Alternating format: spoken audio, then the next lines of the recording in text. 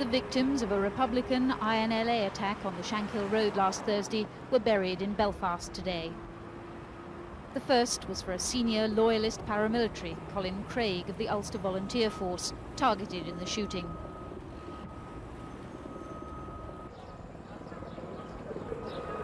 Nearby, the IRA launched a homemade rocket at an RUC Land Rover during the funeral.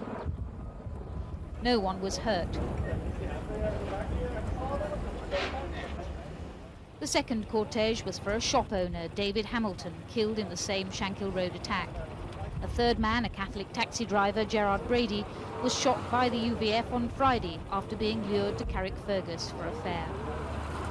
These deaths and the Loughinsland murders point to an escalation of reciprocal killings at a time when talks about peace between the communities are at an impasse, awaiting a move by Gerry Adams and Sinn Féin.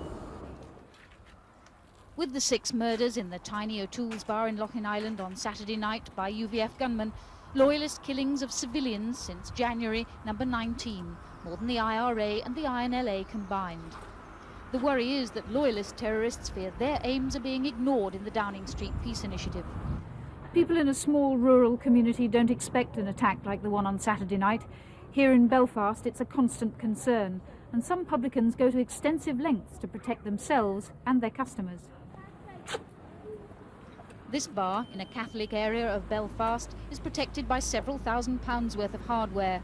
Metal grills, 5 security cameras and a doorman monitoring the entrance, as well as video security. This is not an unusual level of protection for customers who, like the Loughinsland victims, also watch the World Cup football at the weekend. Well, customers feel a wee bit safer in the bar as regards having no security at all. Plus it also acts as a deterrent to any gunmen or terrorists coming to the door.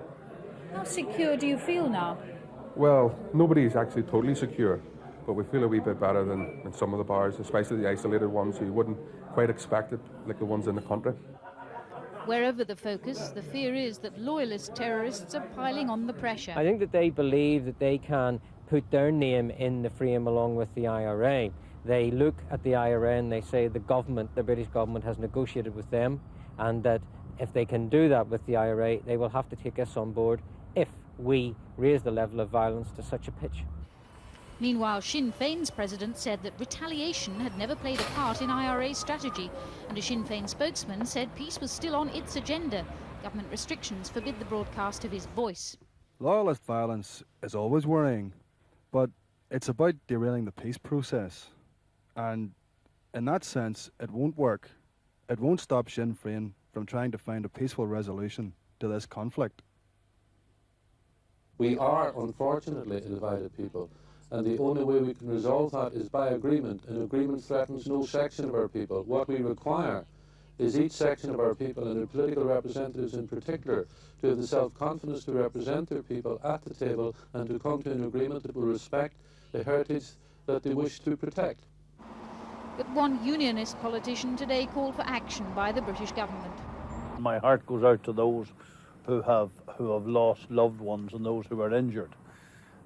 My second reaction is one of anger, because it is now a time when government has got to do something to try to ensure that we are proactive in the fight against terrorism.